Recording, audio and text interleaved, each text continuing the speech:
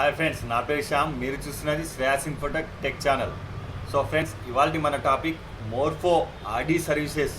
ఈ యొక్క డివైస్ని రెన్యువల్ లేదా కొత్తది ఎలా బై చేయాలి అని నేను డీటెయిల్గా చెప్పబోతున్నాను.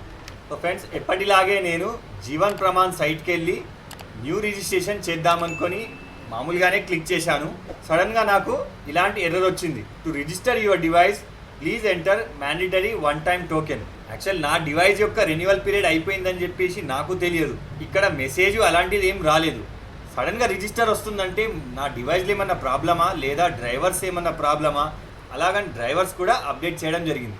అయినా కానీ సేమ్ మెసేజ్ ఇలాగే రావడం జరిగింది, మీ డివైస్ యొక్క రిజిస్ట్రేషన్ కాలేదు అని చెప్పి. సో నేను అఫీషియల్గా సైట్కి వెళ్ళి చెక్ చేయడం జరిగింది. అది మీకు ఎలాగో నేను చూపిస్తాను. సో ఫ్రెండ్స్, ఇక్కడ మనం మోర్ఫో ఆర్డీ సర్వీసెస్ యొక్క అఫీషియల్ వెబ్సైట్ ఓపెన్ చేసి చెక్ చేద్దాం. ఇక్కడ చెక్ వ్యాలిడిటీపై క్లిక్ చేయాలి. ఇక్కడ మన డివైస్ యొక్క సీరియల్ నెంబర్ అనేది ఎంట్రీ చేయాలి. ఇక్కడ అనేది క్యాపిటల్ ఐ మరియు 0 ఎంట్రీ చేయాల్సి ఉంటుంది. క్యాపిటల్ ఐ 040364 ఎంటర్ చేశాక ఇక్కడ సబ్మిట్ ప్రెస్ చేయాలి. Device serial number is valid. So friends, ఇక్కడ నా యొక్క డివైస్ గత ఫిబ్రవరి నాడే ఎక్స్పైర్ అవ్వడం జరిగింది. So friends, next RD services ఎలా రెన్యువల్ చేయాలో నేను చెప్తాను చూడండి. ఫ్రెండ్స్, ఇక్కడ ఆర్డీ సర్వీసెస్ యొక్క అఫీషియల్ వెబ్సైట్లోకి వెళ్ళాలి. తర్వాత మనకి ఇక్కడ చెక్ వ్యాలిడిటీ అని ఉంటుంది. తర్వాత రెన్యూ ఆర్డీ సర్వీసెస్ అని ఉంటుంది. మన వ్యాలిడిటీ అయిపోయింది, అది మనం చెక్ చేసాం కాబట్టి ఇక్కడ మన డివైస్ మనది రెన్యువల్ చేయాల్సి ఉంటుంది. దీనిపైన క్లిక్ చేస్తే మనం 3 స్టెప్స్ ఇలా కనిపిస్తుంది. సో ఫ్రెండ్స్, ఇక్కడ బై ఆర్డీ సర్వీసెస్, ఇక్కడ మన డివైస్ యొక్క సీరియల్ నంబర్ ఎంటర్ చేయాల్సి ఉంటుంది. తర్వాత ఇక్కడ మన డివైస్ యొక్క మోడల్ నంబర్ E2 E3 3 ఉన్నాయి. ఇక్కడ బై మిస్టేక్ మీరు ఏది సెలెక్ట్ చేసుకున్నా ఏం కాదు, మీ యొక్క డివైస్ సీరియల్ నెంబర్తోనే రిజిస్టర్ అవుతుంది. ఇది మోడల్ నెంబర్తో సంబంధం ఉండదు. సో ఇక్కడ next add to cart 1 year, ఇందులో 375 పర్ 1 ఇయర్. ఒకవేళ 2 ఇయర్స్ పెట్టుకుంటే 575 ప్లస్ జిఎస్టీ ఉంటుంది. అలాగే 3 ఇయర్స్ పెట్టుకుంటే 725 ప్లస్ జిఎస్టీ ఉంటుంది. నేను ఇక్కడ 1 ఇయర్ పెట్టుకున్నాను. ఇక్కడ యాడ్ టు కార్ట్ ప్రెస్ చేయండి. సో ఫ్రెండ్స్, ఇక్కడ నోటిఫికేషన్ రూపంలో మనకు కనిపిస్తుంది. కార్ట్లో యాడ్ చేసుకొని చెక్అవుట్ చేయాల్సి ఉంటుంది. సో ఫ్రెండ్స్, ఇక్కడ చాలామందికి ఈ డివైస్ యొక్క సీరియల్ నెంబర్ అనేది ఎలా వెతకాలో తెలియదు. నా మోర్ఫో డివైస్ లెక్కనే చాలామంది యొక్క సీరియల్ నెంబర్ మలిగిపోయి ఉంటుంది లేదా తుడిచిపెట్టుకొని ఉంటుంది. దీన్ని మనం ఎలా ఫైండ్ చేయాలో చూడండి.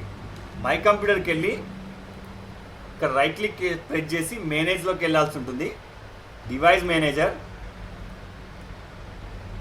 ఇక్కడ యూనివర్సల్ సీరియల్ బస్ ఈ ఆప్షన్లో మోర్ఫో స్మార్ట్ సిబిఎం అని ఉంటుంది ఫ్రెండ్స్.